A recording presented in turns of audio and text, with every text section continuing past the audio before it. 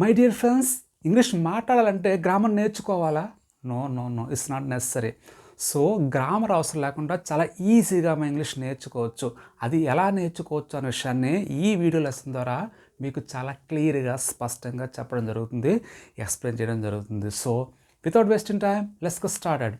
Hi, this is Venkat. Welcome back to our channel learn English Venkat. ఇప్పుడు మనం కొన్ని రకాల హెల్పింగ్ యాప్స్తో సెంటెన్స్ ఎలా ఫ్రేమ్ చేయొచ్చు అనే విషయాన్ని సింపుల్గా మనం తెలుసుకునే ప్రయత్నం చేద్దాం.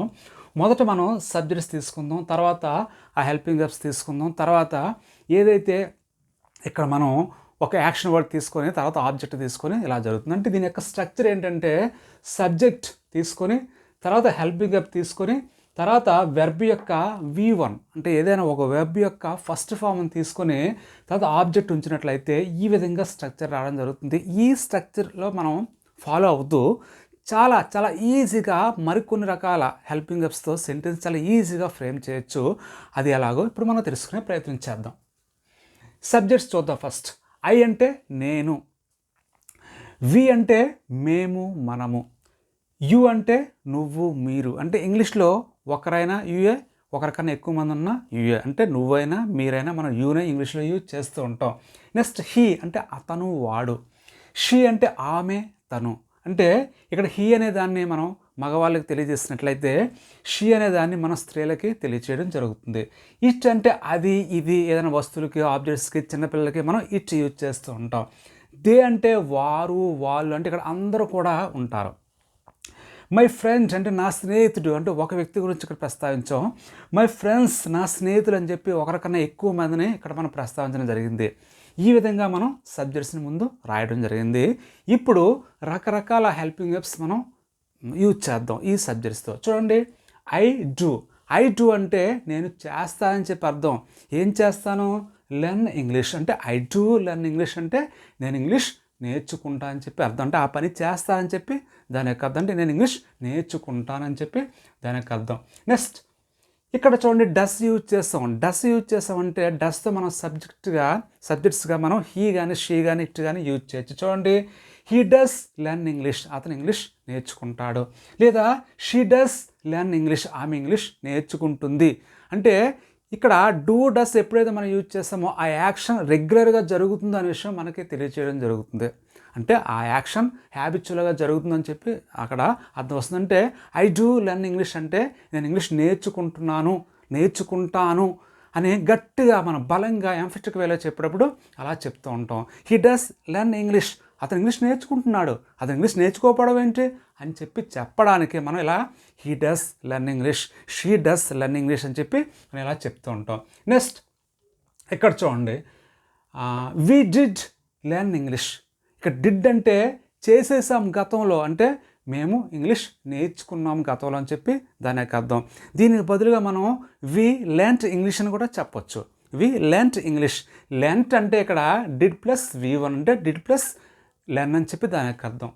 నెక్స్ట్ ఇక్కడ చూడండి, you can learn English. Can అంటే గలను అని చెప్పి అర్థం వస్తుంది. అంటే మనం ఏదైనా ఒక పని చేయగలనని చెప్పేటప్పుడు ఇలా కెన్ యూజ్ చేస్తుంటాం. యూ కెన్ లెర్న్ ఇంగ్లీష్ అంటే నువ్వు ఇంగ్లీష్ నేర్చుకోగలవు.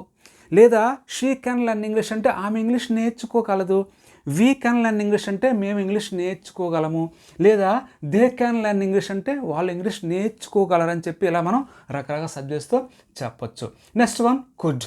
చూడండి, షీ కుడ్ లెర్న్ ఇంగ్లీష్, ఆమె ఇంగ్లీష్ నేర్చుకోగలిగింది. అంటే గతంలో మనకున్న సామర్థ్యాన్ని చెప్పాం. లేదా దే కుడ్ లెర్న్ ఇంగ్లీష్, వాళ్ళు ఇంగ్లీష్ నేర్చుకోగలిగారు.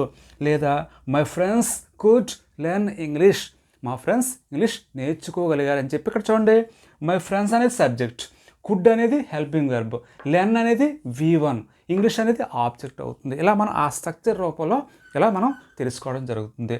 నెక్స్ట్ చూడండి, షీ విల్ లెర్న్ ఇంగ్లీష్ అంటే ఆమె ఇంగ్లీష్ నేర్చుకుంటుంది భవిష్యత్తులో. అంటే ఏదైనా ఒక పని చేస్తామో ఫ్యూచర్లో అని చెప్పడానికి ఇలా విల్ యూజ్ చేస్తుంటాం.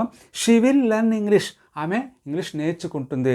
లేదా they will learn English next week, అంటే వాళ్ళు వచ్చే వారం ఇంగ్లీష్ నేర్చుకుంటారు. లేదా I will learn English, next year అంటే నేను వచ్చే సంవత్సరం ఇంగ్లీష్ నేర్చుకుంటా అని చెప్పి ఇలా విల్ యూజ్ చేస్తామంటే భవిష్యత్తులో ఒక పని చేస్తామని చెప్పి అర్థం రావడం జరుగుతుంది. Next one would. చూడండి, షీ వుడ్ లెర్న్ ఇంగ్లీష్ అంటే వుడ్ అనే దాన్ని గతంలో ఒక అలవాటుగా చేసే పని చెప్పడానికి యూజ్ చేస్తూ ఉంటాం. షీ వుడ్ లెర్న్ ఇంగ్లీష్ అంటే ఆమె గతంలో అలవాటుగా ఇంగ్లీష్ నేర్చుకునేది. ఐ వుడ్ లెర్న్ ఇంగ్లీష్ అంటే నేను గతంలో అలవాటుగా ఇంగ్లీష్ నేర్చుకునేవాడిని. యూ వుడ్ లెర్న్ ఇంగ్లీష్ అంటే నువ్వు గతంలో అలవాటుగా ఇంగ్లీష్ నేర్చుకునేవాడు అని చెప్పి ఇలా వుడ్ యూజ్ చేసి చెప్తూ ఉంటాం. Next one shell. షెల్ అంటే భవిష్యత్తులో చేస్తాము ఒక పని చెప్పడానికి, అంటే విల్లు కానీ షెల్ కానీ యూజ్ చేయొచ్చు. చూడండి, my friend shall learn English. మా ఫ్రెండ్ ఏమో భవిష్యత్తులో ఇంగ్లీష్ నేర్చుకుంటాడు. లేదా చూడండి, యూ షెల్ లెర్న్ ఇంగ్లీష్, నువ్వు ఇంగ్లీష్ నేర్చుకుంటావు ఫ్యూచర్లో. అంటే ఇక్కడ ఎప్పుడైతే షెల్ యూజ్ చేసామో అది భవిష్యత్తు అని చెప్పి ఆటోమేటిక్గా మనకి ఇక్కడ మీనింగ్ వచ్చేస్తుంది. నెక్స్ట్ వన్ షుడ్ అంటే ఒక పని చెయ్యాలని అర్థం వస్తుంది. ఎలా చూడండి, ఈ షుడ్ లెర్న్ ఇంగ్లీష్, అతను ఇంగ్లీష్ నేర్చుకోవాలి. లేదా దే షుడ్ లెర్న్ ఇంగ్లీష్, వాళ్ళు ఇంగ్లీష్ నేర్చుకోవాలి.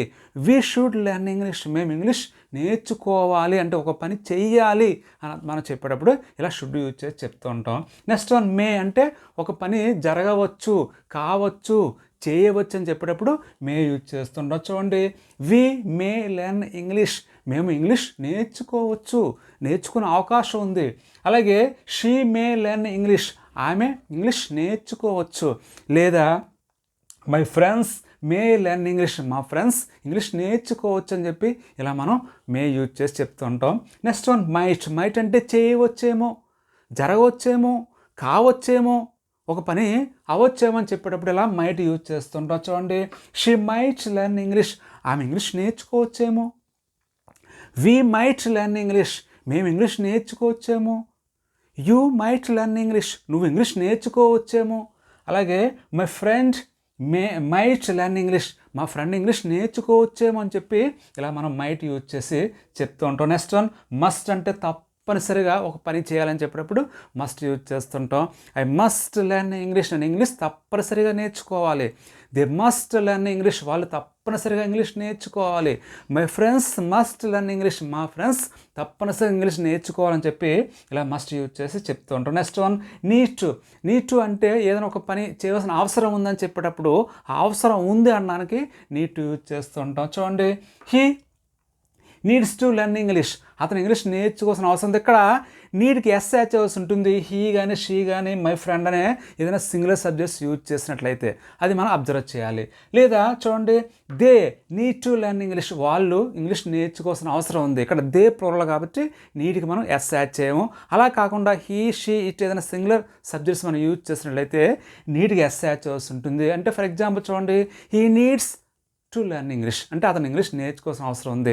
She needs to learn English, ఆమె ఇంగ్లీష్ నేర్చుకోవాల్సిన అవసరం ఉందని చెప్పి ఇలా చెప్పవలసి ఉంటుంది. నెక్స్ట్ వన్ యూజ్ టు అంటే గతంలో నేర్చుకునేవాడిని ఇప్పుడు నేను నేర్చుకోవడం లేదని చెప్పేటప్పుడు ఇలా యూజ్ టు యూజ్ చేస్తూ ఉంటాం. అంటే గతంలో ఒక అలవాటుగా చేసే పని చెప్పడానికి యూజ్ టు వాడుతూ ఉంటాం. చూడండి, they use to learn English అంటే వాళ్ళు గతంలో ఇంగ్లీష్ నేర్చుకుంటూ ఉండేవాళ్ళు.